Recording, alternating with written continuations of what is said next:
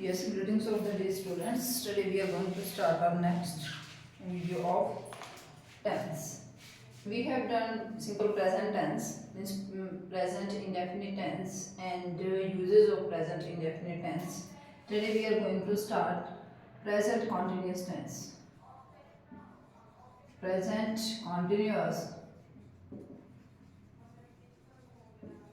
tense.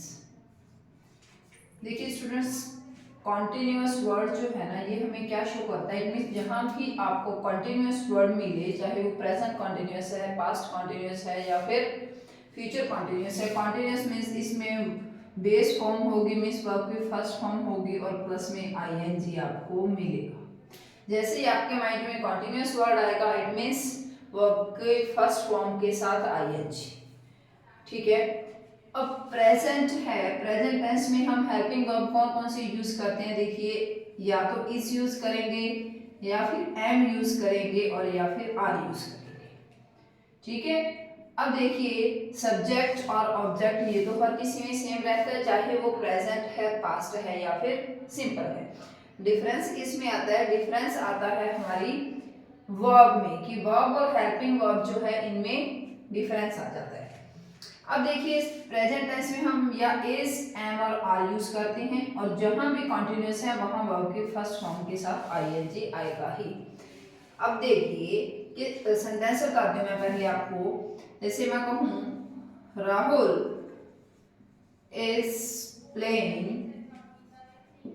Cricket. अब देखिए, मैंने कहा क्या लगाया है? राहुल हमारा सब्जेक्ट है। अब राहुल सिंगुलर सब्जेक्ट है, सिंगुलर सब्जेक्ट के साथ इज लगता है। मैं यहां आपको बता देती हूं, सिंगुलर के साथ हम लगाते हैं is. Singular means he, she, it या फिर किसी का नेम। ठीक है। इसके साथ तो हम क्या लगाते हैं? इज। अगर प्लूरल है या फिर प्लूरल में भी दे है या फिर वी है, तो हम क्या लगाएंगे? यू है, तो हमें लगाना होता है आर। ठीक है। और आई जो है, आई के साथ लगता है एम। क्लियर? यहां तक आपको क्लियर है हर एक चीज? ठीक है। अब राहुल सिंगुलर सब्जेक्ट है, मीन्स ही है। ये इसके लिए अगर हम प्रोनाउन यूज करेंगे तो क्या होता है? ही है। और इसके साथ हमें सिंगुलर हेल्पिंग वर्ब लगानी होती है। सिंगुलर हेल्पिंग वर्ब क्या है? इज प्लस वर्ब की फर्स्ट फॉर्म और प्लस में आईएनजी। इससे हमें पता क्या चला? ये हेल्पिंग वर्ब है हमारी प्रेजेंट की, और ये मेन वर्ब है फर्स्ट फॉर्म प्लस में आईएनजी। तो यहां से हमें पता चलता है कि ये क्या है? प्रेजेंट कॉन्टिन्यूअस टेंस है। ठीक है।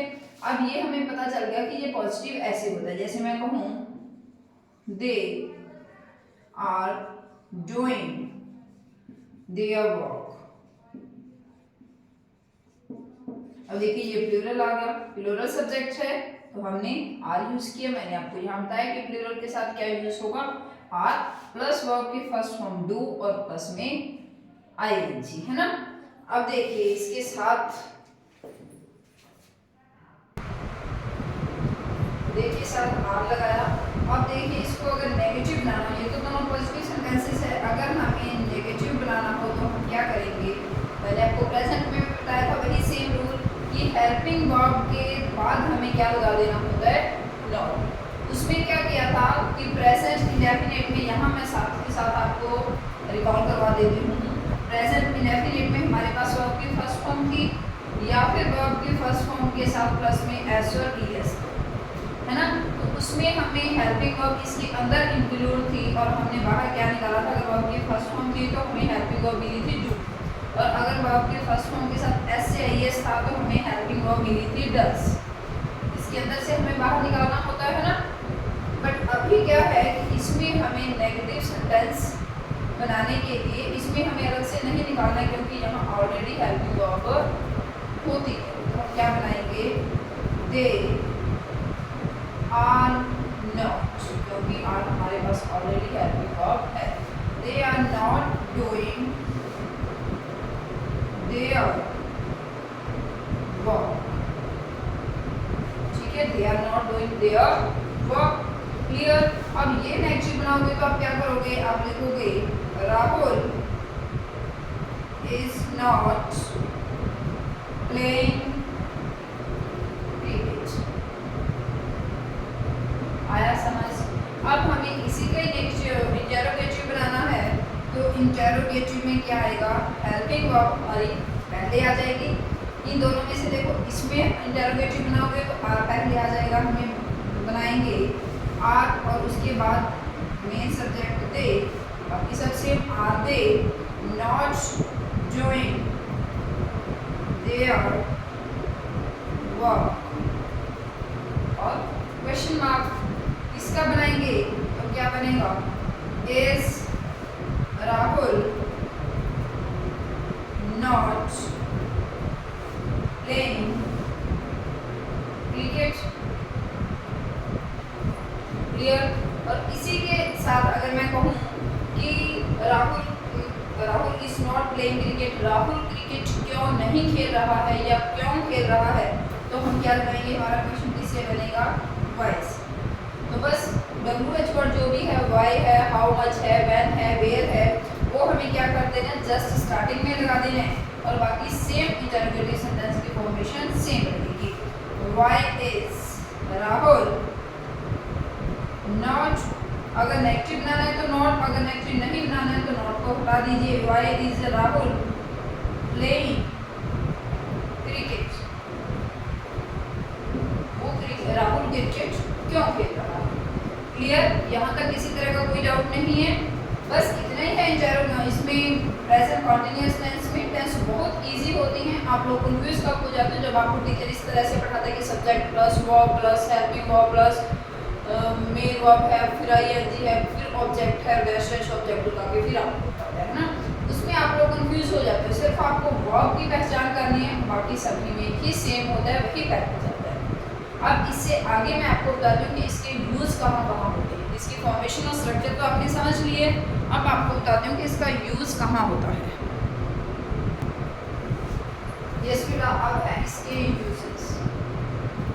इसके यूजेस प्रेजेंट कॉन्टिन्यूअस टेंस के, देखिए ये बहुत शॉर्ट है, बाकी एग्जाम्स में ये बहुत कम पूछा जाता है। वहाँ यूज होता है first to express an action which is going on, जो एट प्रेजेंट चल रहा है। अगर मैं कहूँ I am teaching you,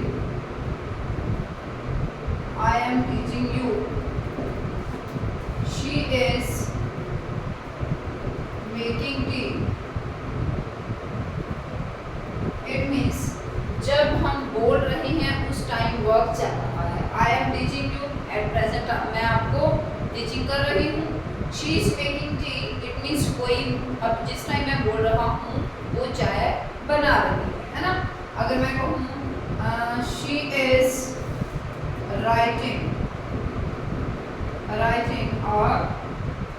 letter, it means जब मैं बोल रही हूँ ना तो उस टाइम वो लेटर लिख रही है। ठीक है, इतना इजी जो है ये कॉम्पिटिशनल एग्जाम्स में नहीं पूछा जाता है और नहीं किसी बोर्ड एग्जाम्स में ये पूछा जाता है, बट आपको नॉलेज होनी जरूरी है। ये देखो, taking place at the present time but not just at present, इसका क्या मीनिंग है? But not just at present, it means अगर मैं कहूँ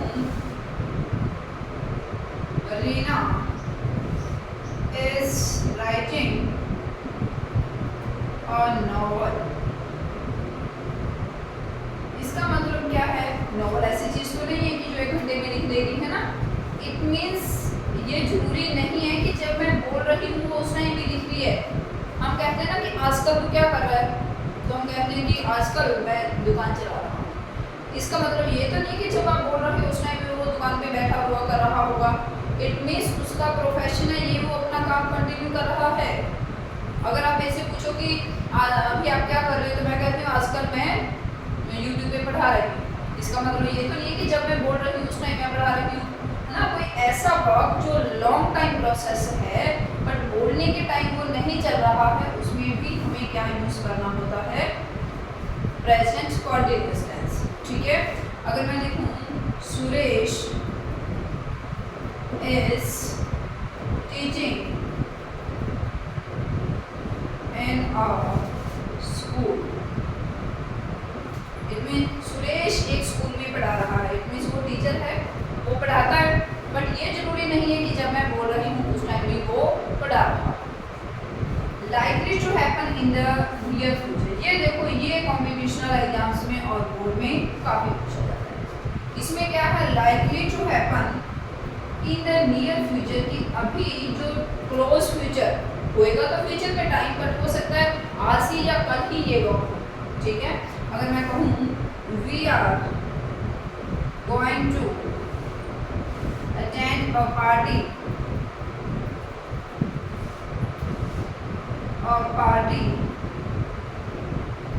in the evening,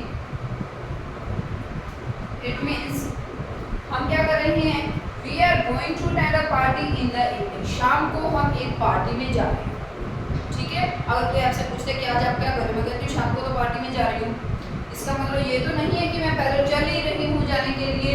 it means near future, आगे आने वाले टाइम में, बिल्कुल क्लोज के टाइम में मैं पार्टी अटेंड करने जा रही हूँ, ठीक है। अगर मैं हमारा घूमने का प्लान है ना, तो हम क्या कहेंगे, we are going to Goa tomorrow.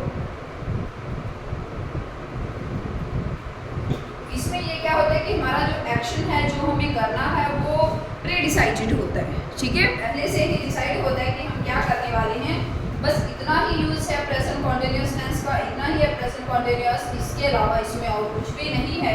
अगर एग्जामिनर यहाँ से कॉम्पिटिशनल एग्जाम में क्वेश्चन पूछता है या बोर्ड क्लासेस में पूछता है तो सिर्फ यहीं से पूछा जाता है, ऊपर वाले से ऐसा क्वेश्चन पुट नहीं होता है, ठीक है। साथ के साथ मैं आपको स्टार लगा के बताते चलती हूँ कि कहाँ से आपसे क्वेश्चन पुट किया जा सकता है, कहाँ से नहीं होगा, तो उन चीज़ों को साथ ही साथ नोट करते चलिए, ठीक है। और वीडियो को लाइक, शेयर और कमेंट करना मत